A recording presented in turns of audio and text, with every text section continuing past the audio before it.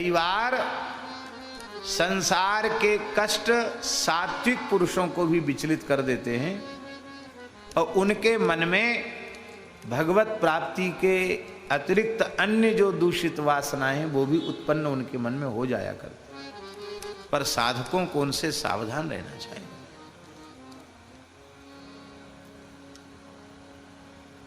एक घटना सुनाए महाराज जी। हमारे महाराज जी गोवर्धन में रहते थे, भक्तमाली जी महाराज लक्ष्मण मंदिर में, निर्वाणी अखाड़े में। वहां एक साधु महाराज जी के पास रहते थे, अखाड़े की साधु थे।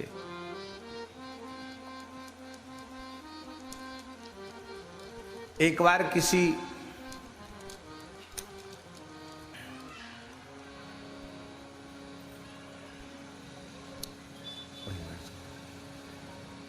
बार वहीं बैठ जाओ है ना।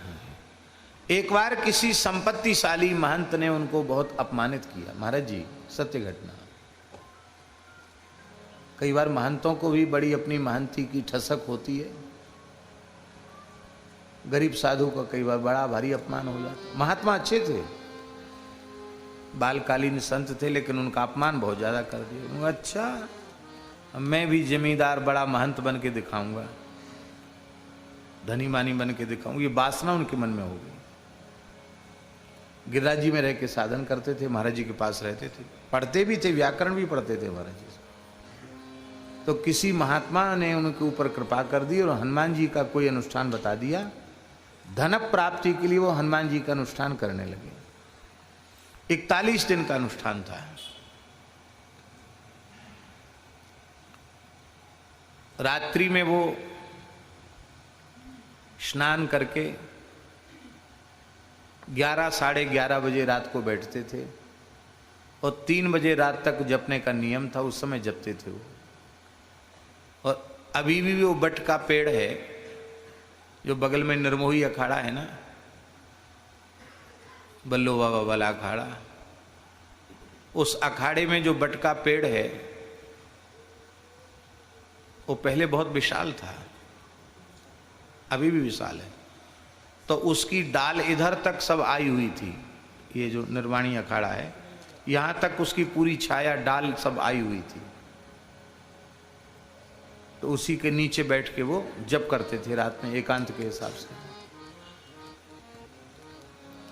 एक आसन से जप करना था महाराज जी।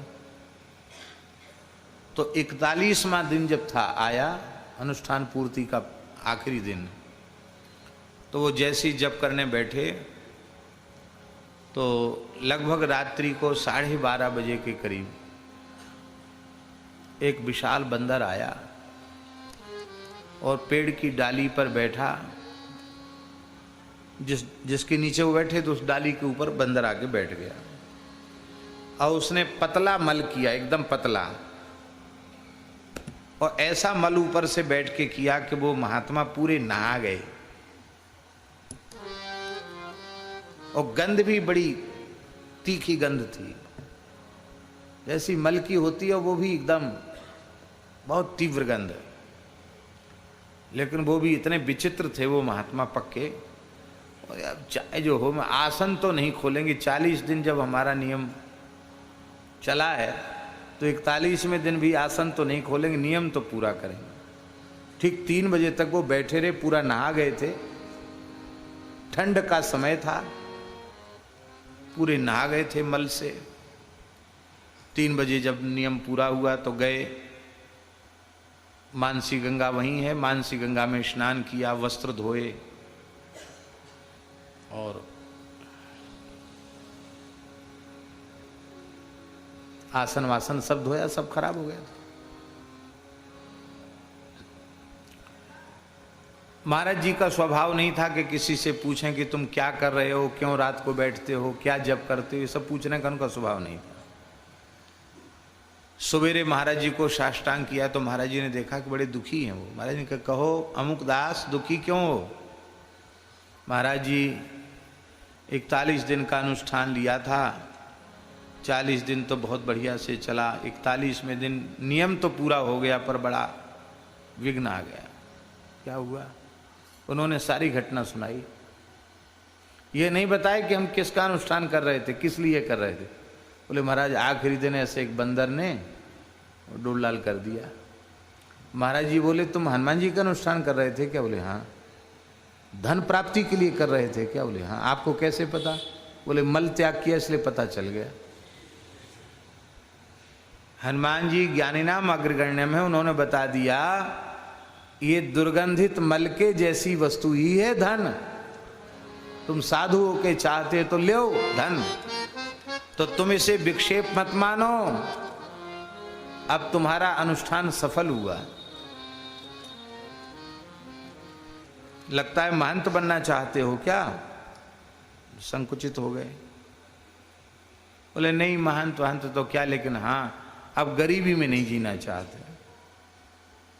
बोले तो हो गया, तुम्हारा अनुष्ठान पूरा हो गया। महाराज जी वे महानुभाव कई हजार बीघे जमीन के मालिक बने।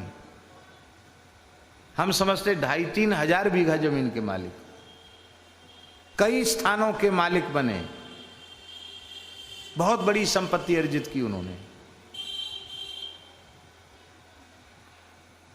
अब वो महानुभाव अभी शरीर में है, इसलिए हम नाम नहीं लेंगे और जगह वगैरह का नाम नहीं बताएंगे, लेकिन हम सब जानते हैं सच्ची घटना है। बहुत बड़े महंत हुए। तो धन की वासना कई बार सत्पुरुषों के भीतर भी आ जाती है, पर बहुत विनम्रता पूर्वक हम प्रार्थना कर रहे हैं विरक्त साधक के भीतर धन प्राप्ति और कंचन और कामने की प्राप्ति की वासना आ जाए, ये विरक्त साधु के लिए अत्यंत दुर्भाग्यपूर्ण है। और गृहस्थ साधक के भीतर परधन और परस्त्री के प्रति आकर्षण उत्पन्न हो जाए, यह उसके लिए बहुत भारी दुर्भाग्य की बात है। विरक्त साधु को धन मात्र स्त्री मात्र के आकर्षण से अपने को बचाना है। और जो गृहस्थ आश्रमी लोग भगवत प्राप्ति के पथ पर, कल्याण के पथ पर अग्रसर हो रहे हैं, उन्हें परधन और परस्त्री के आकर्षण से जीवन पर्यंत अपने को बचाना है। तब वे इस मार्ग पर आगे बढ़ सकते हैं, नहीं तो आगे नहीं बढ़ सकते।